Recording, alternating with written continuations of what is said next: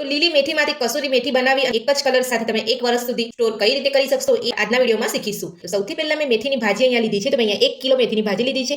મેથીની ભાજીને મેં પહેલેથી જ અહીંયા ધોઈ અને આપણે અહીંયા આ રીતે તમે જોઈ શકો છો કે આ રીતે બધા જ અહીંયા પાંદડા પાંદડા આપણે અહીંયા લઈ લીધા છે. તો જ્યારે પણ તમે અહીંયા કસૂરી મેથી બનાવવા માંગતા હોય તો તમારે આ રીતે તમારે એકદમ ફ્રેશ ધ્યાન રાખવાનું છે કે મેથી તમારી અહીંયા પાકેલી ના હોય અને ફ્રેશ પાનવાળી જ હોય. કાટીવાળી મેથી આવતી હોય છે એટલે તમારે જ્યારે પણ તમે અહીંયા આ રીતે તમે સ્ટોર કરો ત્યારે તમારે અહીંયા આ રીતે પાંદડાને પહેલા અલગ કરી લેવાના છે અને તમારે અહીંયા 3 થી 4 પાણી સરસ રીતે ધોવાની છે અને ધોયા પછી તમારે આ રીતે અહીંયા એક કાણાવાળા ચારણામાં લઈ લેવાની છે. તમે અહીંયા કાણાવાળા ચારણામાં 2 કલાકથી અહીંયા રાખેલી છે. આ રીતે તમે અહીંયા કાણાવાળા ચારણામાં રાખશો તો જે વધારાનું પાણી હશે એ બધું જ અહીંયા નીકળી જશે. જેટલું બી પાણી હતું એટલું અહીંયા નીકળી ગયું છે. તો હજુ પણ અહીંયા થોડી ભાજી અહીંયા પાણીવાળી છે. તો હવે આપણે મેથીની ભાજીને એક કોટનના કપડા ઉપર પાથરી અને બધી જ ખુલ્લી કરી દઈશું. તો બધું જે વધારાનું પાણી હશે એ બધું જ કોટનની અંદર સુકાઈ જશે. એક કોટન પાથરી લીધું છે. તો હવે આપણે મેથીની ભાજીને અહીંયા કોટન ઉપર અહીંયા લઈ લઈશું. તો બધી જ મેથીની ભાજીને આપણે અહીંયા ખુલ્લી કરી દઈશું. જે વધારાનું પાણી હશે એ બધું જ અહીંયા કોટનની અંદર બધું સુકાઈ જશે.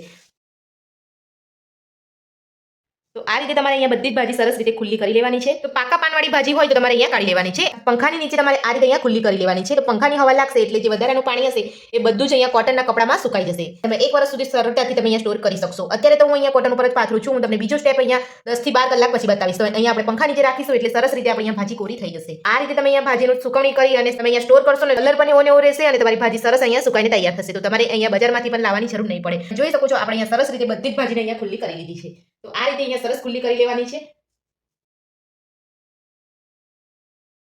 જોઈ શકો છો આપણે અહીંયા મેથીની સૂકવી 10 કલાક જેટલું થઈ ગયું છે. મેથીની ભાજીની અંદરથી બધું જ પાણી અહીંયા કોટનમાં સુકાઈ ગયું છે. તો હવે આપણે અહીંયા બધી જ મેથીની ભાજીને અહીંયા એક સાઈડ ભેગી કરી લઈશું અને હવે આપણે અહીંયા જે નોર્મલ તાપ આવતો હોય ત્યાં આપણે નોર્મલ તાપમાં આપણે 1 કલાક જેટલું તપાવીશું. તો આપણે એ રીતે તપાવવાનું છે કે અહીંયા આપણે ખુલ્લી નથી રાખવાની ભાજીની ઉપર આપણે અહીંયા કોઈ કપડું આ રીતે આમ ઢાંકી લેવાનું છે અને આપણે અહીંયા મેથીની ભાજીને આપણે અહીંયા 1 કલાક સુધી આપણે અહીંયા તાપમાં રહેવા દેવાની છે. અને બહુ વધારે પડતો તાપ આવતો હોય ત્યાં આપણે નથી રાખવાની. આપણે નોર્મલ તાપ આવતો હોય ત્યાં આપણે રાખવાની છે. તો હવે આપણે એ રીતે હું અહીંયા તાપમાં મૂકીને પછી તમને બતાવી દઈશ. તો તમે જોઈ શકો છો અહીંયા મેં તાપમાં સુકાવી છે તો પણ એનો કલર એવો ને એવો જ રહ્યો છે, ગ્રીન કલર. તો આ રીતે તમારે અહીંયા તાપમાં સૂકવી અને તમારે અહીંયા સ્ટોર કરી શકો છો. જોઈ શકો છો કે અવાજ પણ એકદમ સરસ આવે છે.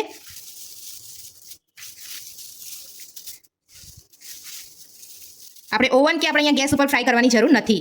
એકદમ સરસ રીતે આપણે અહીંયા કસૂરી મેથી બનીને તૈયાર છે. તો આ મેથીને તમે અહીંયા બરણીમાં ભરી અને તમે અહીંયા આખું વર્ષ સુધી તમે અહીંયા સ્ટોર કરી શકો છો. અને જો તમે સીઝન વગર પણ અહીંયા આ રીતે કસૂરી મેથીના ભજીયા બનાવીને ખાવા માંગતા હોય તો તમે મેથીના ભજીયા પણ તમે અહીંયા બનાવી શકો છો. તો કસૂરી મેથી આપણે અહીંયા સરસ રીતે સુકાઈ ગઈ છે. તો હવે આપણે બધી જ કસૂરી મેથીને એક બરણીમાં ભરી લઈશું.